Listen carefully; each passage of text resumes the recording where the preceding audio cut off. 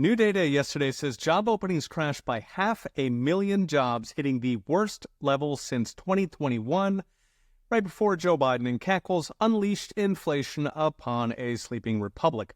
Meanwhile, layoffs soared to 1.8 million, dominated by leisure and hospitality as the American consumer folds up shop to staycation their way through the Biden-Harris miracle. This brings job openings to just 7.7 million. For perspective, there were 12 million job openings just 2.5 years ago. So around about 4.5 million jobs have evaporated. And while there were 2 jobs per unemployed worker back then, now it's just 1.1. In fact, if we take the more realistic U6 unemployment number, that's closer to 6 openings per 10 unemployed workers. This latest number was a big miss to Wall Street expectations. In fact, it was worse than the most pessimistic prediction, suggesting that either Wall Street is really bad at estimating jobs or the numbers are cooked. Given the previous month was also revised down by roughly 200,000, revised a month late when media is not paying attention, it argues for some very creative accounting over at the Bureau of Labor Statistics, where democracy really does die in darkness.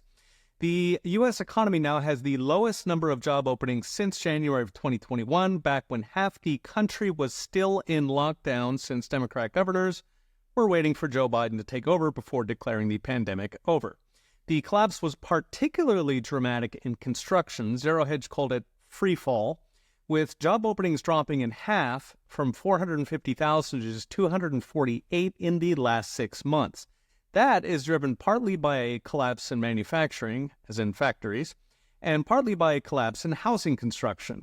In fact, housing starts hit just 1.2 million, which is down a third in 2 years, and happening despite record house prices that should be driving a nationwide boom, but are not because the Fed is trying to strangle the economy with rate hikes so Washington can keep spending.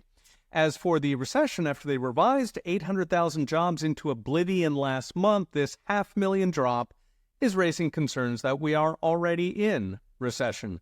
That drove expectations for a big rate cut by the Fed at their next meeting on September 18th. Markets are now expecting a 50 basis point cut, meaning 0.5%. Now, in the past 50 years, that has only happened in the lead-in to recession.